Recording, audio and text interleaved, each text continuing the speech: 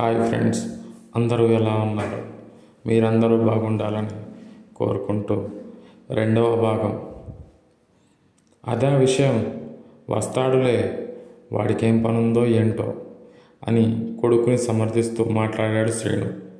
చాలేండి, వాడేమో తిరగటానికి వెళ్ళి రాలేదు, మీరేమో కొడుకు మాటని అననివ్వరు అనేసరికి వాసు రానే వచ్చాడు.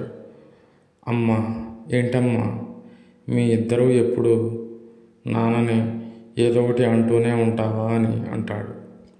రా, ఇలా రా, మీ నాన్నని అనేది నీ గురించే. టైం ఎంతైంది? పట్నంలో తిరిగినట్టు అర్ధరాత్రి వరకు తిరిగి రావడానికి ఇది పట్నం కాదు, పల్లెటూరు. ఏదైనా పనుంటే తప్ప అనవసరంగా ఎవరూ బయట తిరగరు. అయినా ఇప్పటి వరకు ఎక్కడికి వెళ్ళావురా? కోపంగా చూస్తుంది. అమ్మా ప్లీజ్, ఆకలేస్తుంది, ఎప్పుడో తిన్నాను అంటూ మాట దాటేశాడు వాసు. కొడుకు ఆకలి అనేసరికి అమ్మకి కోపం పోయి ఆకలి గుర్తొచ్చేసింది. అవును కదా, వెళ్ళి కాళ్ళు కడుక్కొని రా, అన్నం తిందు అని లోపలికి వెళ్ళింది. ఇదంతా చూస్తున్న శ్రీనివాస్, సరిపోయింది, ఇద్దరే. అమ్మకి నిమిషంలో కోపం వస్తుంది, కొడుకేమో ఆ కోపాన్ని అర నిమిషంలోనే పోయేలా చేస్తాడు. మీ మధ్య నేను అందుకే కలుగజేసుకోను అని వెళ్ళిపోయాడు. వాసు తినేసి పడుకున్నాడు. పడుకున్నదే ఆలస్యం. నడుస్తున్న అమ్మాయే గుర్తొస్తుంది. ఆ అమ్మాయి గుర్తొస్తుంది. తన కళ్ళు, ఆ కళ్ళల్లో ఏదో పవర్ ఉంది. అందమైన ఆ కళ్ళను చూస్తుంటే అందమైన గాజు బొమ్మను చూస్తున్నట్టే ఉంది అని పదే పదే అనుకుంటున్నాడు. ఛ, కళ్ళు చూసి కుక్కలా బిహేవ్ చేస్తున్నానేంటి అనుకుంటాడు. అయినా ఆ కళ్ళకున్న అందం అలాంటిది. అబ్బా, నిద్ర పట్టట్లేదు అంటూ మేల్కొనే ఉంటాడు. చూస్తుండగానే తెల్లారిపోయింది. వాసు తెల్లవారిన తర్వాత నిద్రపోయాడు. అమ్మా ప్లీజ్, ఇంకాసేపు పడుకుంటాను అంటూ నిద్రపోయాడు. నిద్ర లేచేసరికి 12 అయింది. ఏంటి ఇంతసేపు పడుకున్నాను? అసలు రాత్రి ఎందుకు నిద్ర పట్టలేదు? ఆ అమ్మాయి వల్లే కదా అని లేచి ముఖం కడుక్కొని చొక్కా వేసుకొని అమ్మా నేను ఇప్పుడే వస్తాను అంటూ వీధి గుమ్మం నుండి పరుగున నదికి వెళ్ళాడు. ఇక్కడే కదా ఆ అమ్మాయిని చూసింది, ఇప్పుడు లేదేంటి? ఎక్కడికి వెళ్ళిపోయింది? పక్కన ఇల్లు కూడా లేదు, మరెక్కడ ఉన్నట్టు అని చుట్టూ చూశాడు. ఏమీ కనిపించలేదు. మిస్ అయింది. ఇప్పుడు తప్పించుకోవచ్చు, సాయంత్రం దొరుకుతుంది, వెళ్ళి మళ్ళీ వస్తాను అని ఇంటికి వచ్చేశాడు. 2-3 రోజులు వాసు రాత్రిపూట ఆ అమ్మాయి కోసం వెతికాడు. కానీ ఆ అమ్మాయి కనిపించలేదు. అయ్యో, ఏమైపోయింది? ఆ అమ్మాయిది ఈ ఊరు కాదా? ఈ ఊరు కానప్పుడు ఇక్కడెందుకు ఉంది? అది కూడా రాత్రిపూట. ఇంట్రెస్టింగ్, కానీ కనిపిస్తే బాగుంటుంది అనుకున్నాడు. 1 వారం తర్వాత అదే సమయంలో అదే చోట వాసుకి మళ్ళీ కనిపించింది. వెంటనే వాసు వెళ్ళి, ఓయ్ అమ్మాయి, ఎవరు నువ్వు? ఈరోజు కనిపించింది నువ్వే కదా? అలా కనిపించి ఇలా మాయమైపోయావు.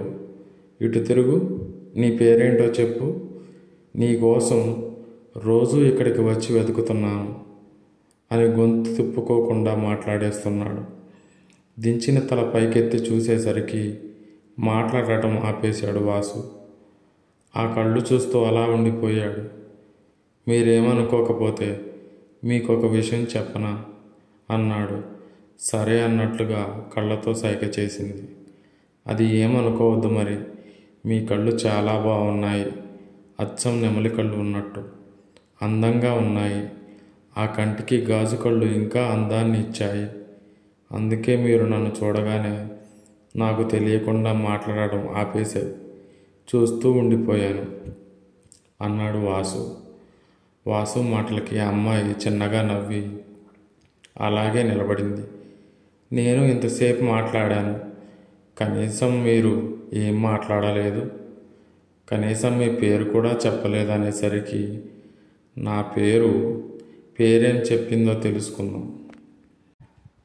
నా పేరు పద్మిని, అంతే.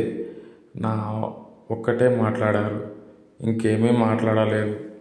ఆ ఒక్కటే అడిగాను అని మీరు పేరు మాత్రమే చెప్పినట్టున్నారు.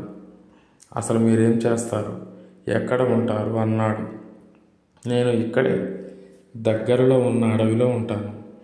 ఆ అడవిలో దొరికే మల్లెపువ్వులు అమ్ముతాను అని చెప్పింది. అవునా, మరి ఈ సమయంలో ఇక్కడ ఏం చేస్తున్నావు అన్నాడు వాసు. బాగా చమత్కారంగా మాట్లాడుతున్నారేమో, మరి మీరు ఇక్కడ ఏం చేస్తున్నారు అంది. నేను చల్లగాలికి వాతావరణం బాగుందని వచ్చాను అన్నాడు తడబడుతూ. మిమ్మల్ని ఎప్పుడూ ఈ ఊరిలో నేను చూడలేదు. మీది ఏ ఊరు అని అడిగింది. మాది ఈ ఊరే, కానీ నేను ఇక్కడ ఉండను, పట్నంలో ఉంటాను. నా పేరు వాసు. కొన్ని రోజులు అమ్మా నాన్నతో ఉండాలని వచ్చాను, మళ్ళీ వెళ్ళిపోతాను. కానీ నువ్వేమీ చెప్పలేదు. ఇక్కడ ఏం చేస్తున్నావంటే అన్నాడు. దానికి నవ్వుతూ, అయ్యో పట్నం బాబు, నేను మల్లెపూలు అమ్ముకుంటాను కదా, ఈ సమయానికి పువ్వులు అమ్మకం అయిపోయాయి. మరి ఇంటికి వెళ్ళాలి కదా. మరి అడవి దారి ఈ నది పక్కనే ఉంది, అందుకే కాసేపు చల్లగాలికి ఇలా ఇక్కడ కూర్చొని ఇంటికి వెళ్తాను. ఒక్కోసారి ఇంకా కొంచెం తొందరగానే వెళ్ళిపోతాను. ఇక మీ సందేహాలు తీరితే నేను వెళ్ళిపోతాను అంది పద్మిని నవ్వుతూ. సరే వెళ్ళు, నేను వెళ్తాను. ఆ ఒక్క నిమిషం చెప్పడం మర్చిపోయాను, నీ పేరు చాలా బాగుంది. నువ్వు మాట్లాడుతూ అప్పుడప్పుడు నవ్వుతుంటే ఇంకా బాగుంది అన్నాడు వాసు. పద్మిని మళ్ళీ నవ్వుతూ వెళ్ళిపోయింది. పద్మిని పేరు ఎంత బాగుంది, పేరుకు తగ్గ రూపం, ఆ మాట తీరు చాలా బాగుంది అనుకుంటూ వాసు ఇంటికి వెళ్ళిపోయాడు. వెళ్ళగానే తిట్లు, అవేవీ పట్టించుకోకుండా తినేసి నిద్రపోయాడు. ఎప్పుడూ లేనంత ప్రశాంతంగా, సంతోషంగా నిద్రపోయాడు. ఇలాగే రోజులు గడుస్తూ ఉన్నాయి. రోజు పద్మినితో మాట్లాడటం, నెమ్మదిగా మంచి స్నేహితులయ్యారు. వైష్ణవికి అనుమానం వచ్చింది. ఏంటండి వీడు వచ్చి నెల అవుతుంది, అయినా కూడా వీడు వెళ్తాను అనటం లేదు. పైగా రాత్రిపూట బయటకు వెళ్తున్నాడు. అసలే అమావాస్యకి సమయం దగ్గరవుతుంది. వీడు ఈ సమయంలో ఇక్కడే ఉంటే ఎలాగండి? వాడిని ఒక్కసారి ఎప్పుడు వెళ్తారో అడిగి చూడండి అంది. సరే, నేను సాయంత్రం అడుగుతాను, నువ్వేం భయపడకు అన్నాడు శ్రీను. అనుకున్నట్టుగానే వాసు బయటికి వెళ్ళి సమయంలో, వాసు, ఇప్పటికే నువ్వు వచ్చి నెల దగ్గర పడుతుంది, ఎప్పుడు వెళ్తావురా అన్నాడు శ్రీను. అదేంటి నాన్న, నేను మీతోనే ఉండాలని వస్తే మీరేంటి ఎప్పుడు వెళ్తావన్నావు అన్నాడు వాసు. అలా కాదు నాన్న, ఊరిలో పరిస్థితులు ఏవి సరిగా లేవు, అందుకే మీ అమ్మ కొంచెం భయపడుతుంది, అందుకే అడగాల్సి వచ్చింది వాసు. నువ్వేం బాధపడకు సరేనా, నువ్వు ఇక అవేమీ ఆలోచించకు. కానీ నువ్వు ఎక్కడున్నన్ని రోజులు మీ అమ్మ చెప్పింది విను. ఎందుకు చెప్తున్నానో అర్థం చేసుకో, ఏమీ మాట్లాడకు అని శ్రీను వెళ్ళిపోయాడు.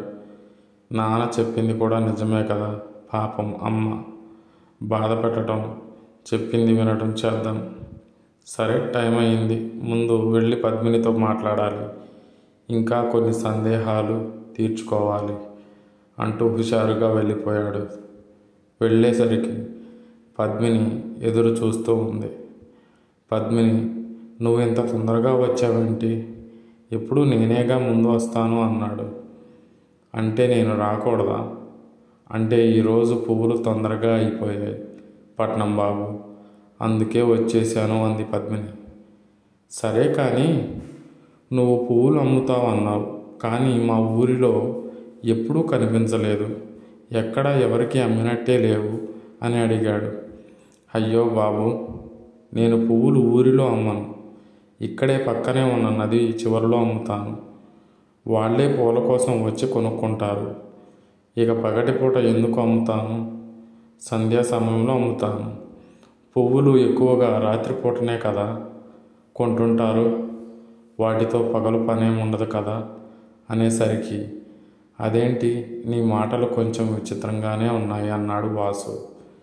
విచిత్రం ఏముంది, సాయంత్రం సమయంలో మంచిన వాసన వస్తాయి కదా, అందుకే పట్టుకెళ్తారు అని నవ్వింది. పద్మిని, మీ ఇంట్లో వాళ్ళ గురించి చెప్పవా? ఎప్పుడు వాళ్ళ గురించి అడిగినా నువ్వు ఏమీ చెప్పవు, ఎప్పుడైనా చెప్పు అన్నాడు వాసు. చెప్పటానికి ఏమంత పెద్ద కుటుంబం కాదు మాది. నేను బామ్మ ఉండేవాళ్ళం. అమ్మా నాన్న చిన్నప్పుడే పోయారు అని చెప్పింది. ఉండేవాళ్ళం అంటే ఇప్పుడు లేరా అన్నాడు వాసు. లేదు, బామ్మ కూడా చనిపోయింది. 4 ఏళ్ళు అవుతుంది. ఇప్పుడు నేను మాత్రమే ఉంటాను అంది. అయ్యో, క్షమించు పద్మిని. మరి అడవిలో నీకు ఒక్కదానికే భయం అనిపించలేదా? నీకేం ఇబ్బంది అనిపించలేదా అన్నాడు. అనిపించింది బాబుగారు. అనుకున్న వెంటనే అమ్మా నాన్న రారు, బామ్మ రాదు. అదే అలవాటు చూసుకున్నాను.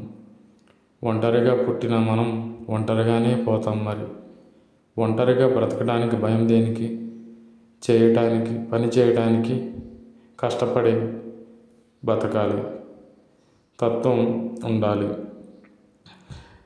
హే ఆగు, నేను మాట్లాడడం పూర్తి కాలేదు, అప్పుడే వెళ్ళిపోతున్నావు అన్నాడు.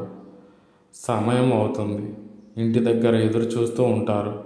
రేపు మీరు రావద్దు, నేను రేపు పూలు అమ్మను అని చెప్పుకుంటూనే వెళ్ళిపోయింది పద్మిని.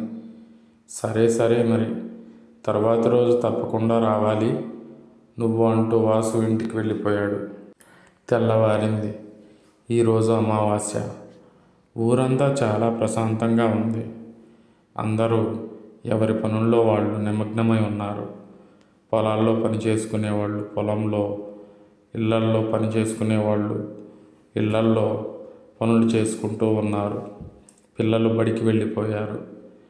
ఏవయ్యా, ఈరోజు నీ కొడుకుని ఎక్కడికి పోవద్దని చెప్పకపోతే మళ్ళీ బయటికి వెళ్ళి ఎప్పటిలాగే అర్ధరాత్రి సమయానికి ఇంటికి చేరే అవకాశం ఉంది. అందుకే నువ్వు ఏదో ఒకటి చెప్పు అని వైష్ణవి అంది. అలా ఏమి ఉండదు, అమ్మ మాట వినమని నేను చెప్పాను. ఇప్పుడు నువ్వు చెప్పినా వాడు ఇంట్లోనే ఉంటాడు. సాయంత్రం చెప్పు అన్నాడు శ్రీను. సరిపోయింది అనుకుంటూ లోపలికి వెళ్ళిపోయింది వైష్ణవి. శ్రీనుతో సహా అందరూ పొలంలో పనులు పూర్తి చేసుకుని సాయంత్రానికి ఇంటికి వచ్చారు. అప్పటికే బయట గోడ మీద కూర్చున్న వాసుకి వచ్చేవాళ్ళు ఎదురవుతారు. ఇంటికి వచ్చే అందరి చేతుల్లో చిన్నపాటి సంచులు ఉన్నాయి. అవి చూసిన వాసు, ఏంటి అందరి చేతుల్లో సంచులు ఉన్నాయి, ఆ సంచిలో ఏమి ఉన్నట్టు చూద్దామని శ్రీను వెనకే వెళ్ళాడు. వైష్ణవి, ఇదిగో ఈ సంచి తీసుకెళ్ళు, ఇంటి వెనక పెట్టు, సమయం అవుతుంది, నేను స్నానం చేస్తాను అన్నాడు శ్రీను. సరేనండి అని తీసుకెళ్ళింది. ఏంటి ఈ ఇంటి వెనక పెట్టాలా? ఏంటబ్బా అని నెమ్మదిగా అమ్మ వెనకే వెళ్ళాడు వాసు. అమ్మకి కనిపించకుండా ఇంటి వెనుక దూలానికి తగిలించి ఉన్న సంచిని తోసి చూశాడు. ఇంత భద్రంగా తెచ్చిపెట్టిన మల్లెపూల. అయినా ఈరోజు పద్మిని పువ్వులు అమ్మను అని చెప్పింది కదా, మరి పువ్వులు ఎక్కడి నుండి తెచ్చారు? ఇవి ఒక్కొక్కటి విడివిడిగా ఉన్నాయి, ఇలా తెచ్చారేంటి? కానీ అందరూ ఒకేసారి ఎందుకు తెచ్చారు అని ఆలోచిస్తున్నాడు. ఈలోపు వాసు, రేయ్ వాసు, ఎక్కడున్నావురా అని పిలుపు వినపడింది. అమ్మ పిలుస్తుంది. కాదు, అరుస్తుంది అంటూ మళ్ళీ సంచిని అక్కడే తగిలించి వెళ్ళిపోయాడు. వాసు, నీకు చెప్పడం మర్చిపోయాను. ఈరోజు 7 గంటలకే తలుపులు మూసి ఇంట్లో ఉండాలి. నువ్వు కూడా బయటికి వెళ్ళటానికి కుదరదు. తినేసి నిద్రపో, మనమే కాదు అందరూ అంతే. సరే అని చెప్పింది. కానీ ఎందుకమ్మా అన్నాడు వాసు. అదంతా నీకు చెప్పినా అర్థం కాదు. ఈ రోజుకి చెప్పింది విను. బయటకి వెళ్ళావా కాళ్ళు చేతులు కట్టేసి అయినా సరే ఇంట్లో కూర్చోబెడతాను అని మీ నాన్న చెప్పమన్నారు అని చెప్పింది వైష్ణవి. అయినా ఈరోజు వెళ్ళిన పద్మిని రాదు, ఇంకెందుకు వెళ్ళటం అని మనసులో అనుకుని సరే అమ్మా వెళ్ళనులే అన్నాడు వాసు. 7 గంటల సమయానికి ఊరంతా నిశ్శబ్దంగా ఉంది. పొలిమేరల్లో గేట్లు మూసి తాళాలు వేశారు. అందరూ తలుపులు మూసి ఇంట్లో ఉన్నారు. 7 అవటానికి కొన్ని నిమిషాల ముందు ఇంట్లో ఆడవాళ్ళు వాళ్ళ భర్తలు తెచ్చిన మల్లె పువ్వుల ఎవరి గుమ్మ ముందు వాళ్ళే వాకిట్లో వాళ్లే పెట్టి వెనక్కి చూడకుండా వెళ్ళి తలుపులు కిటికీలు వేసుకున్నారు. వైష్ణవి కూడా అలానే చేసింది. వాసు, నువ్వు గదిలో పడుకోవద్దు, నాన్న పక్కన పడుకో. ఏమయ్యా, కిటికీ దూరంగా మంచం వేసుకొని పడుకోండి అని కిటికీ గడియ పెట్టింది. అమ్మా, ఎందుకమ్మా, నేను గదిలో పడుకుంటే ఏమైపోతుంది ఇప్పుడు అన్నాడు వాసు. వాసు, ఈ రోజుకి చెప్పింది విని వచ్చి పడుకో అన్నాడు శ్రీను. ఏంటో ఈరోజు విచిత్రంగా చేస్తున్నావు అంటూ పడుకున్నాడు వాసు. చీకటి బాగా పడిన తర్వాత చల్లని గాలి మత్తుగా మల్లెపూల వాసన వస్తుంది. ఏంటో ఎప్పుడూ లేనిది విచిత్రంగా నవ్వులు వినిపించాయి. అవి సంతోషంగా నవ్వుతున్న అమ్మాయి నవ్వులు. తలుపులు కిటికీలు మూసినా వినిపిస్తున్నాయి. అమ్మా, ఏంటమ్మా, ఎవరో నవ్వుతున్నట్టు అనిపిస్తుంది అన్నాడు వాసు. అదేమీ లేదు, పక్కింటి వాళ్ళు అయి ఉంటారు, అందుకే నిన్ను మీ నాన్న పక్కనే పడుకోమన్నాను. అవన్నీ ఆలకించకుండా నిద్రపోంది వైష్ణవి. వైష్ణవికి మాత్రం కొడుకు ఎక్కడ తలుపు తీసుకుని వెళ్ళిపోతాడా అని భయంతో రెప్ప మీద కునుకు రాలేదు. అది విన్న వాళ్ళందరూ ఎక్కడ పనులు అక్కడే వదిలేసి పరుగెత్తారు. వాసు, నువ్వు మాత్రం రావద్దు, నువ్వు ఇక్కడే ఉండు, నేను నాన్న వెళ్తాను అని చెప్పి వైష్ణవి శ్రీను వెళ్ళారు. అసలు అక్కడ ఏం జరుగుతుందో తెలియాలంటే నేను వెళ్ళాలి అనుకుని వీళ్ళకి తెలియకుండా వాసు కూడా వెళ్ళాడు. ఊరిలో దాదాపు 3 సంవత్సరాలుగా అమావాస్య రాత్రి జరిగే మరణాలు అందరికీ తెలిసినవి. కానీ నిన్నటి రాత్రి ఏమీ జరగలేదు.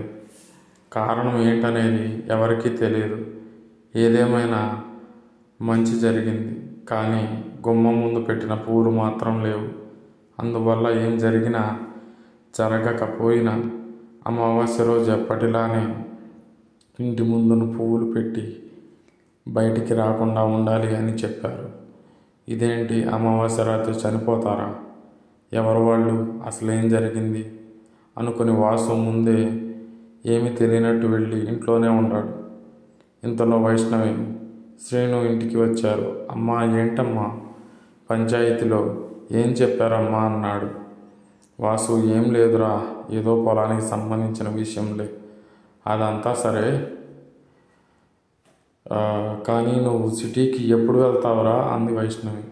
2 రోజుల్లో వెళ్తానమ్మా, మళ్ళీ 2 నెలలకి వస్తాను, అందుకే ఇక్కడ ఇన్ని రోజులు ఉన్నాను అని చెప్పి బయటకు వెళ్ళొస్తా అంటూ వెళ్ళిపోయాడు. వెళ్ళటం వాసు తన ఫ్రెండ్ దగ్గరికి వెళ్ళాడు. తన పేరు టోనీ. రే టోనీ, నీతో మాట్లాడాలి పదా అన్నాడు. ఇద్దరు నది దగ్గరికి వెళ్ళారు. వాసు, ఇక్కడికి తీసుకొచ్చావేంట్రా? సరే, ఏంటో చెప్పు అన్నాడు టోనీ. అమావాస్య ఏంట్రా, చచ్చిపోవటం ఏంట్రా అనేసరికి టోనీకి భయం వేసింది. నువ్వు అడగాలి అనుకునేది ఏంటో తెలుసా? అయినా ఇక్కడికి తీసుకొచ్చి అడుగుతావేంట్రా? బ్రతకాలని లేదా? తరువాయి భాగం రేపు.